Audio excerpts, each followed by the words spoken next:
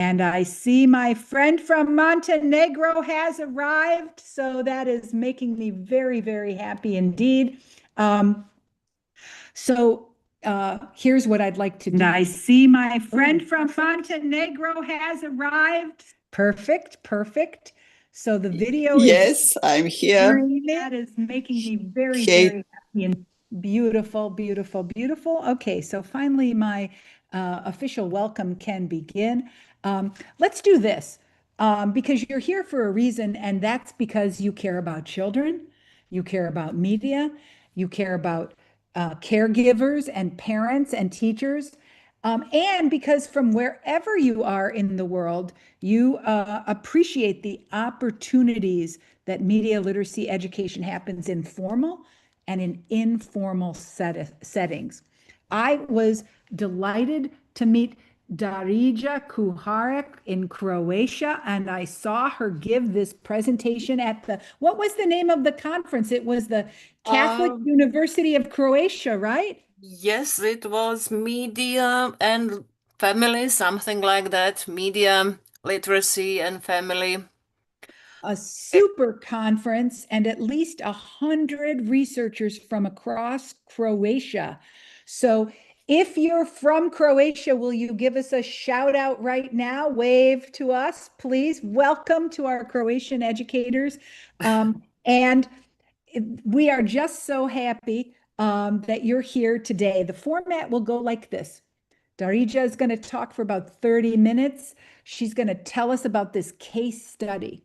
Then we will pose 3 questions for the group, inviting you to make connections to your experience and your place of expertise, your knowledge and your background.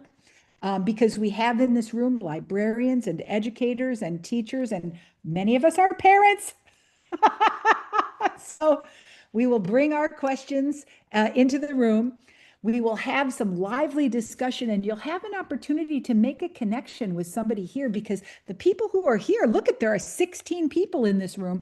These are your future colleagues. If you don't know these people already, you should, because these people are going to help you because they're interested in the same things that you're interested in. So we'll do that for about 20 minutes, and then we'll come back and make some culminating remarks, really trying to do some deep synthesis. Okay, so give me a thumbs up if you understand the format for this program. It's a lean forward kind of experience. But Daria, we welcome you. We welcome you to the Media Education Lab webinar. Take it away. Thank you. Thank you very much, Professor Hobbs. I'm really glad that you gave me this opportunity and invited me to do my presentation. And as you said, my name is Darija Kuharic, and I come from the Faculty of Education at the University of Josip Juraj Strossmayer in Osijek, in Croatia. So, in this presentation, I would like to introduce a case study connected with media literacy in preschool education.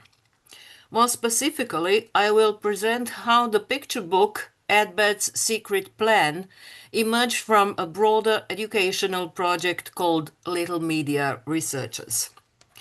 The aim is not only to show the final product, but it is also to explain the educational process behind it.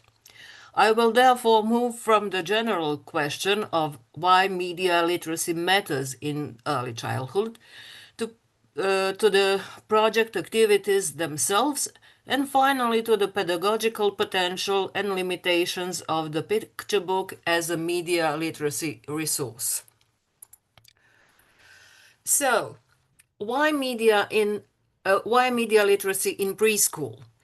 I would like to begin with a basic but important point. Children encounter media from a very early age.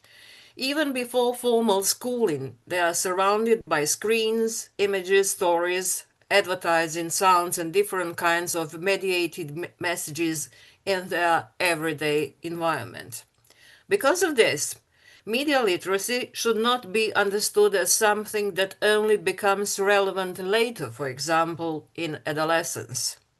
Of course, older children and young people face more complex digital environments, but the foundations of understanding media begin much earlier. At the same time, critical understanding does not develop spontaneously. Children do not automatically recognize how media attract attention, shape desire, or influence behavior. They need guidance, discussion, and carefully structured experiences that are appropriate to their developmental level. This is where preschool education becomes important. In preschool, media literacy does not mean abstract theory or formal analysis. It means opening space for observation, conversation, imagination, and reflection. It means helping children ask simple but meaningful questions. What am I looking at? Why do I like this? What is this message trying to make me do or want?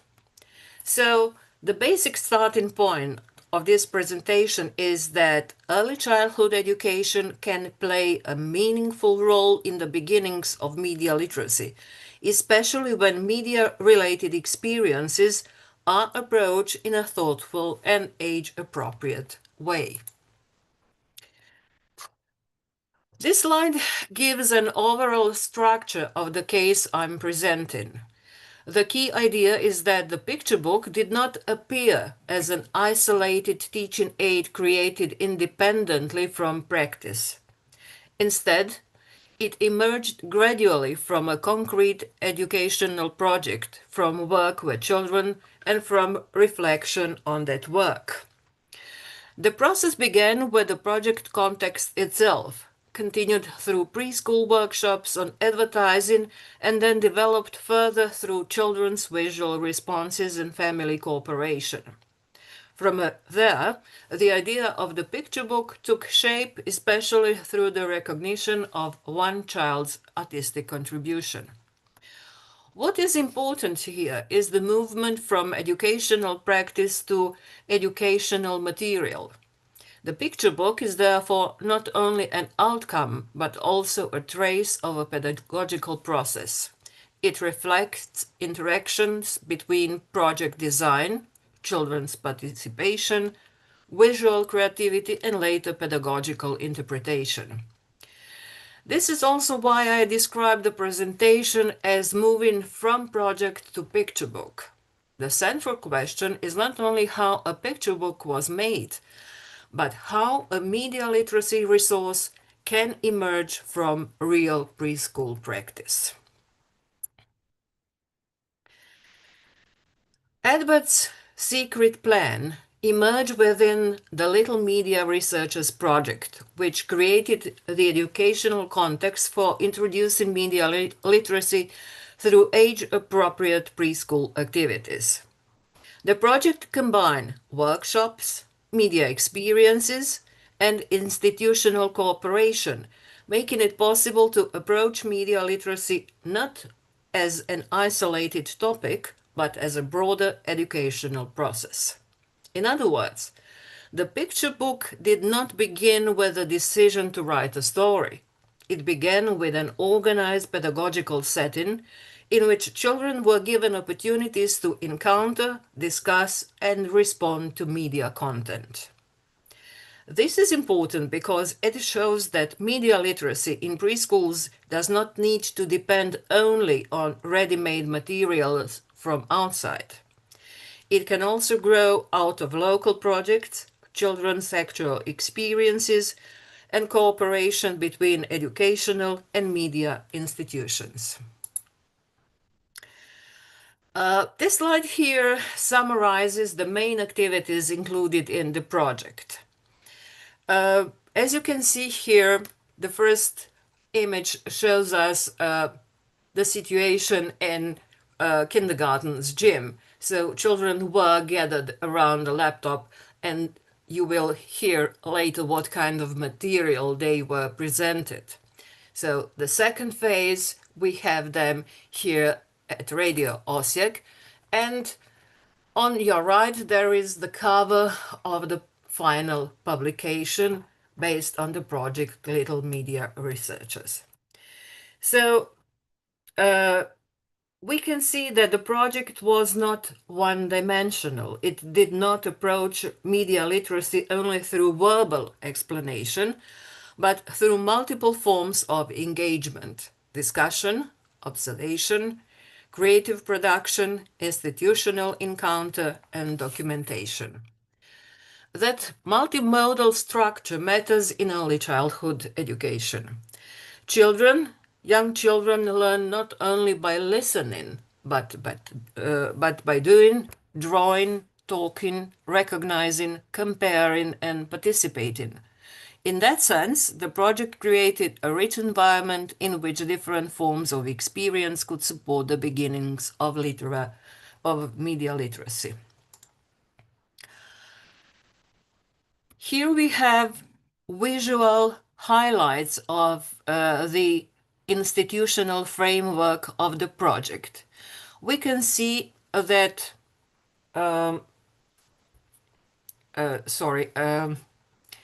you can see here, as I said earlier, that children were gathered in the gym and they were asked to identify advertisements in Canva presentations.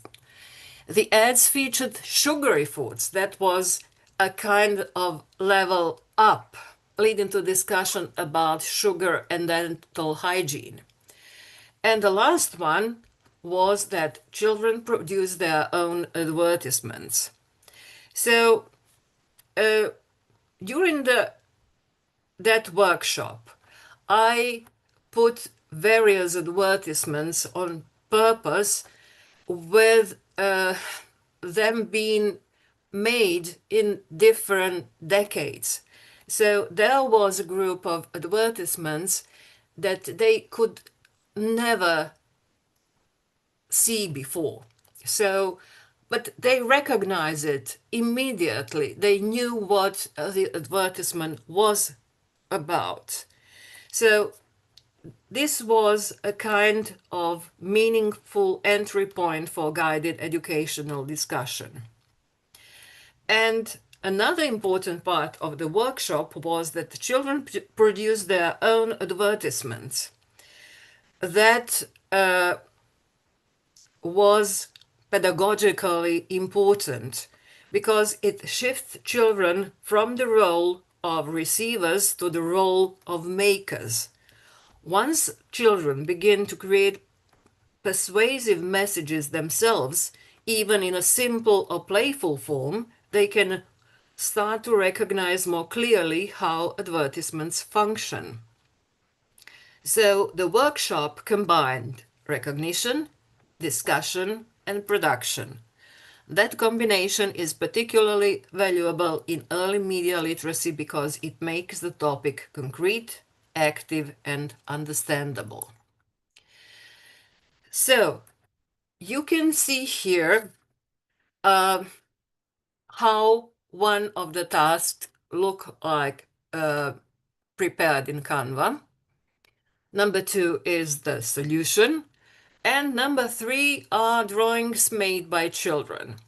And this is something I'm very proud of, although it wasn't my idea. Namely, children were given various materials to produce their advertisements. They could draw, they could use paper in colors, various colors, to create whatever they want. They could use stickers, etc., etc.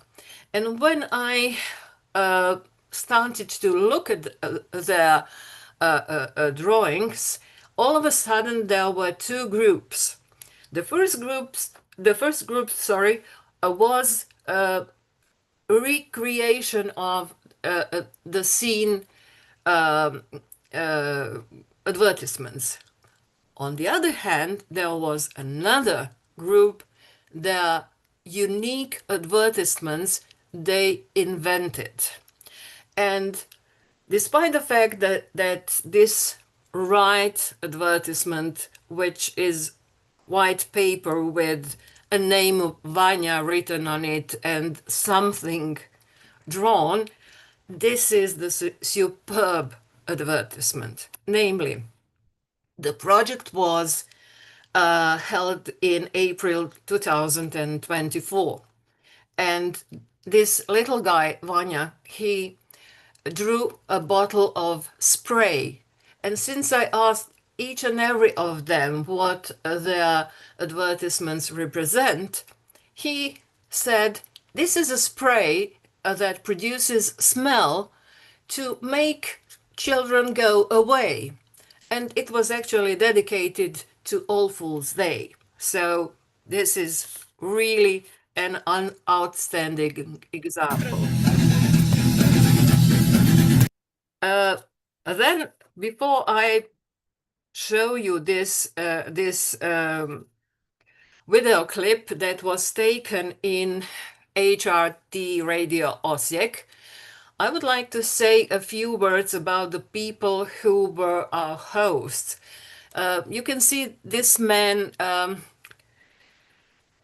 behind the children, and he was our main host. He welcomed children at the radio station, explained everything about the task that the journalists have to do, etc., etc.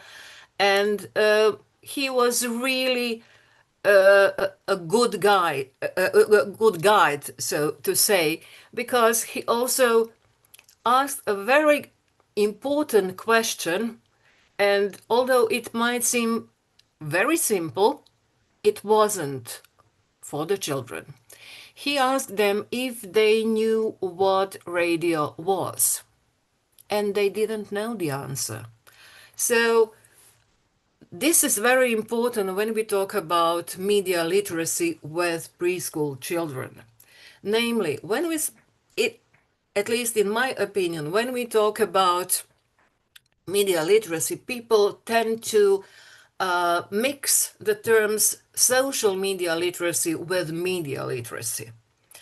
And it is important that preschool children learn about media literacy.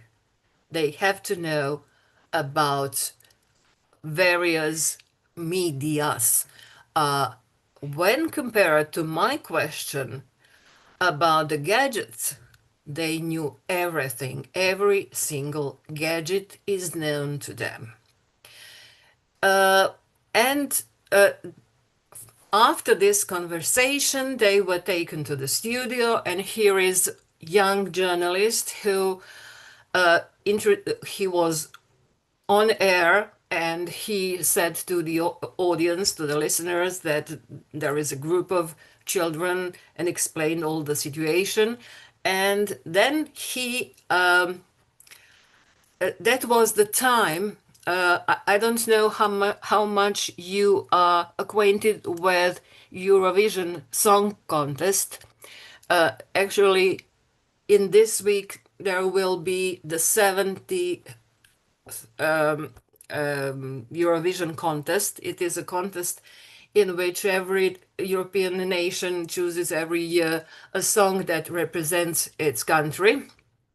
And in 2024, there was Baby Lasagna, a young man that called himself like that. And his song is very catchy, and all generations were, so to say, crazy about it, especially the kids. Now, I'm going to show you their reaction to this song.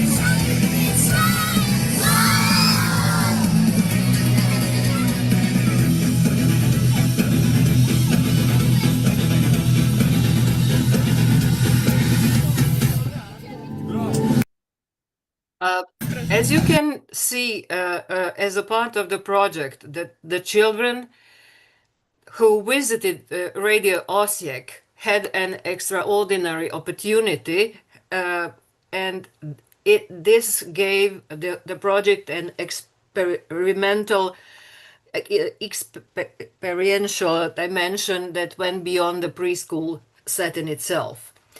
This visit was very important because media literacy was not only about discussing messages, but also about recognizing media as something produced in real places by real people within institutions. For children, such a visit can begin to shift the perception of media from something simply present in everyday life to something made and organized.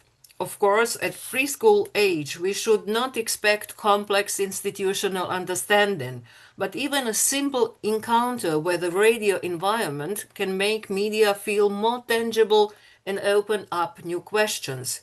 Who speaks here? Who are program makers? What does it mean to communicate to many people? So this was really an outstanding experience. The second phase was parental cooperation, and this is one really important uh, link in the whole change.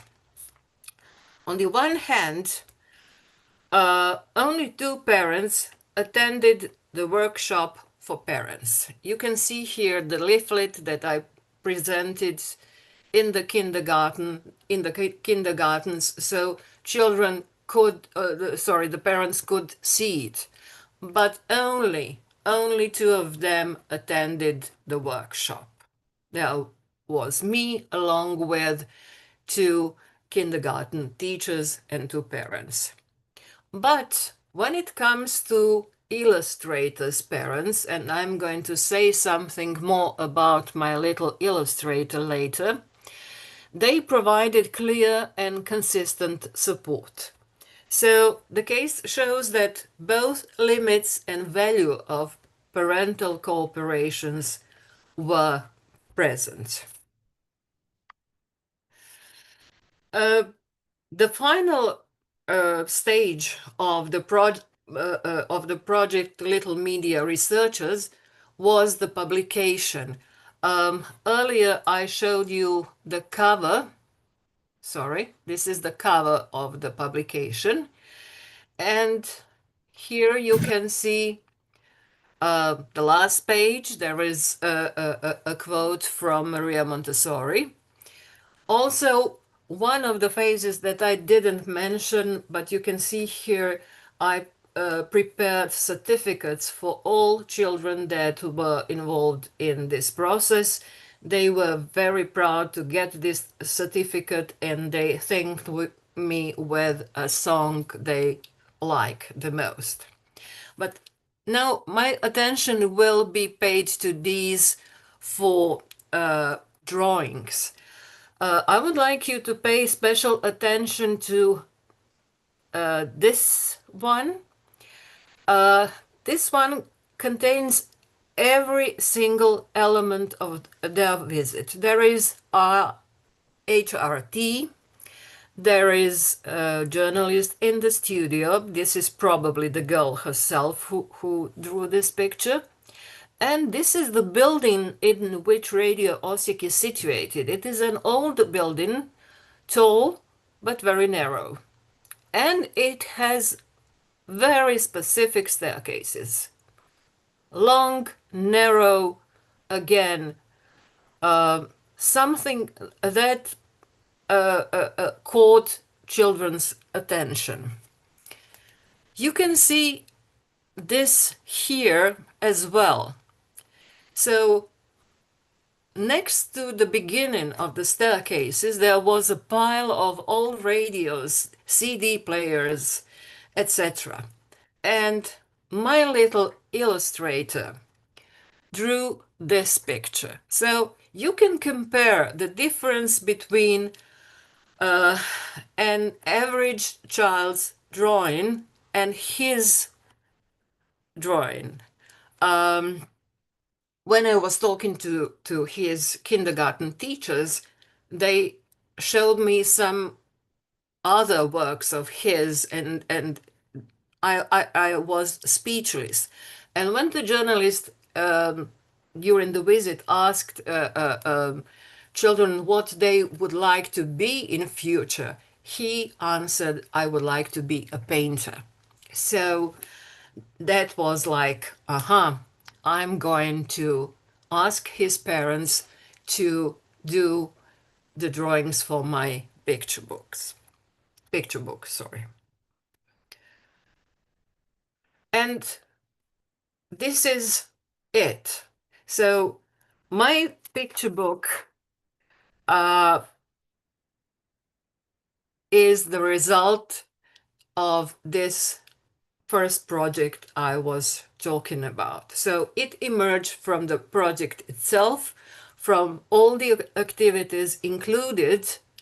And as I said, the illustrations were inspired by the discovery of a boy's artistic talent in the preschool group. At that time, he was 6.5. And you can see the title is Ed-Bed's Secret Plan. It comes actually from two words, bed and advertisement. So Ed-Bed in English, in Croatian, very, very similar. This is a very particular, this is a particularly significant moment in the case study because it shows that the picture book was not simply designed in advance and then applied to the children. Rather, it developed from the interaction with children and from noticing their specific creative potential. In other words, the material grew out of practice. The educational process did not only produce learning outcomes, it also generated the possibility of a new pedagogical resource. That makes the picture book especially interesting because it carries within it traces of the very context in which it emerged. It also demonstrates a wider pedagogical principle. Children's participation can shape not only classroom activity, but even the educational materials that come out of that activity. And here are some samples from the book. I'm not going to comment on Dorian, and this is his name. I'm not going to comment on Dorian's illustrations. Judge for yourselves. This slide offers just a glimpse into the picture book itself. We can see a few fragments from the narrative involving a brother and sister object that attracts children's attention and the situation in which a large poster is eventually removed. We also see the figure of Edbed in a dramatic moment. In early childhood, narrative offers emotional and cognitive access. Children do not need a formal explanation of manipulation in order to begin reflecting on influence, attraction, repetition, or desire. Through characters, action, and consequences, they can begin to see how media messages may shape what people want or how they behave. So the value of the picture book lies partially in this transformation. An abstract media issue becomes a child-appropriate story that can support conversation. The picture book itself is accompanied by a worksheet titled Media Literacy Activity.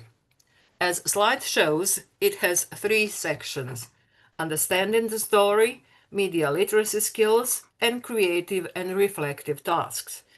This is a very important addition because it shows that the picture book was not conceived merely as a literary object to be read once. It was designed as a part of a broader pedagogical framework that invites children to respond, discuss, and create. The first section, Understanding the Story, helps children engage with narrative meaning. The second, media literacy skills, connects the story more directly with questions of media influence and recognition. And finally, creative and reflective tasks extends the experience into active expression and personal response. This combination makes the resources more pedagogically useful. It provides not only content but also a structure for educational interaction. This slide is one of the key interpretive points in the presentation. The central claim here is that the picture book opens space for talking with children about advertising and media influence in a way that is appropriate to early childhood education. Its value is therefore not only in the story itself, but in the kind of conversation it may enable. A picture book can provide distance, symbolism, and emotional safety. Children can talk about characters and situations, and through that process, gradually approach broader questions about media messages in their own lives. At the same time, it is very important to be precise and cautious. The slide clearly states that the material's effectiveness still needs systematic evaluation. This means we should not present the case as evidence that the picture book has already been proven effective across multiple settings. Instead, it is more accurate to say that the case identifies pedagogical potential. It shows a promising example, but not a final validation. From an academic perspective, that distinction matters. It keeps the interpretation grounded and avoids overstatement. So this slide brings together both enthusiasm and restraint. The material seems meaningful and promising, but further research and evaluation are still needed. Concluding insight actually gathers the broader insight of the case. The presentation suggests that projects, children's creativity, and family support can together become meaningful media literacy practices in preschool. What I would like to emphasize here is the relation quality of the process. Media literacy did not appear as a separate subject delivered to children from above. It emerged through interactions between project planning and children's responses, between workshop activities and visual expressions, and between educational goals and family support. The case, therefore, offers a concrete example rather than a universal model. Its strength lies in showing one possible way that media literacy can be developed in preschool through practice, creativity, and reflection. For me, this is the main value of this work. It demonstrates that early media literacy can begin in small, local, context-sensitive ways, and that such work can later lead to educational materials with wider relevance. And next steps, it seems that I never stop. The final content slide points toward future development. According to the presentation, next school year, the project will expand to primary schools, especially grades 1 to 4. Student teachers, these are my students, my second year students, will perform a short play based on the topic. Activities will focus on rural areas where media literacy is assumed to be less developed. This is an important continuation because it shows that the project is not ending with the preschool phase. Instead, it is developing into a broader educational initiative that can connect preschool education, teacher education, and early primary schooling. In any case, the main point is that the project is moving forward. It is opening a path for new forms of adaptation, performance, and educational use in other settings. And here is a short video of my students rehearsing. Hidden behind the poster, Adbad, the evil spirit of advertisements. So this was just the first try, and we will try to rehearse it for the next year. And if you are willing, we can show you. We will film performances and send it to you. So Wow. I'm not going to bother you anymore. Thank you very much for your time, for your patience, and I hope that you liked my story. Wow. Wonderful, wonderful, wonderful. Okay, so we are now going to go into small groups, and soon you will be getting a notification to move into a group. You're just going to start by introducing yourself to whoever's in the room with you. But then here are some discussion questions for you. What observations do you have about this case study? What was noteworthy? What questions does this project raise for you? Then, in your setting, in your context, where you live or work, do young students get enough opportunities to create media? Why or why not? And number third, totally inspired by Daria's idea, do you collaborate with your students in media creation the way that Daria and her young artist collaborated? Why or why not? And how does it work if you do it? And then, of course, I am just intrigued with this field trip experience. What has been your experience in participating in field trips to media organizations? What are best practices for this work? Right? So I'm going to put these questions into the chat, and some member of your team is going to keep everybody talking. Hopefully, everyone will have something to say about one or more of these questions. Give me a thumbs up if you understand what's going to happen. We're going to go into breakout rooms for about 14 minutes or so. Rooms are open. Make a new friend. Have a great conversation. We'll see you back here in about 14 minutes.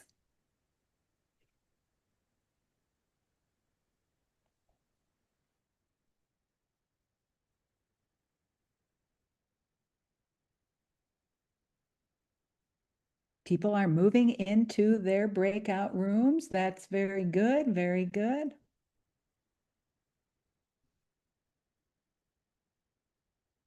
Please feel free if you need my help to get you into a breakout room, I'm happy to help.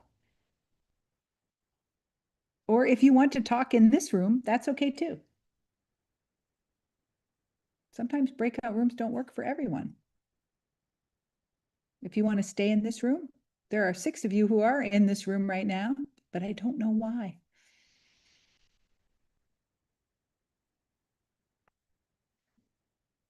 It's possible you are just listening, and that's okay too. If that's what you're doing, that's okay too.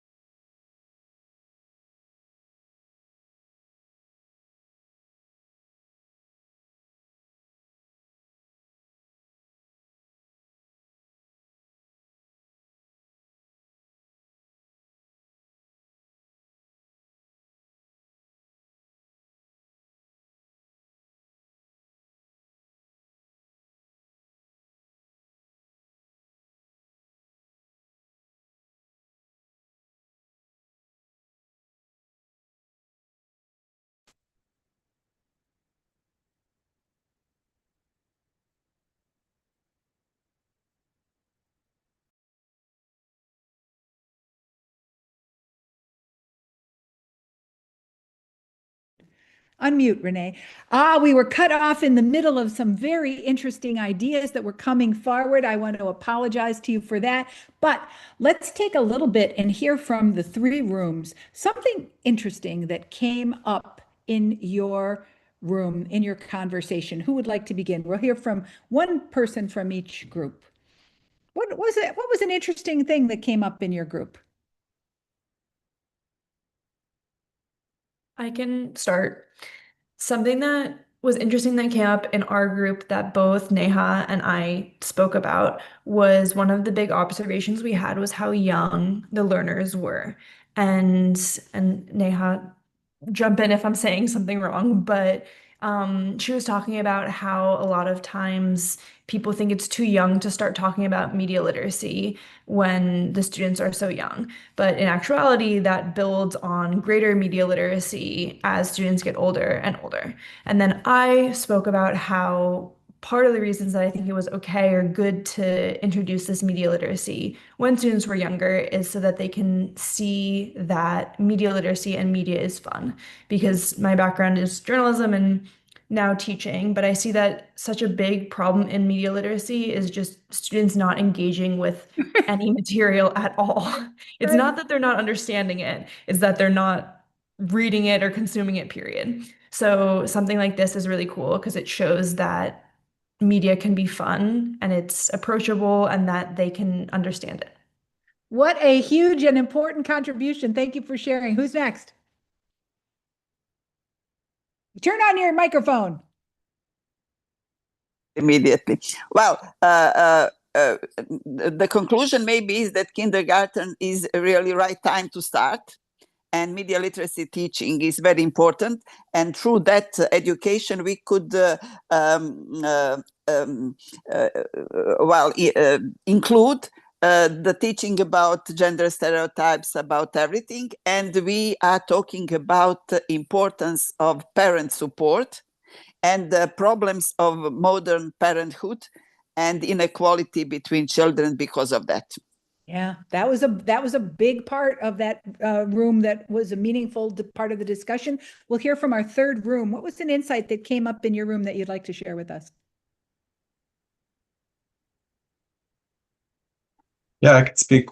We also talked about parents and the importance of parents. I think emphasized how great was that there was a creation element into this. And I think we were all just, we all would like to see more of this. And we talked a bit about how maybe frustrated we are with advancing media literacy and education. And yeah, so that's sort of where we left maybe the conversation.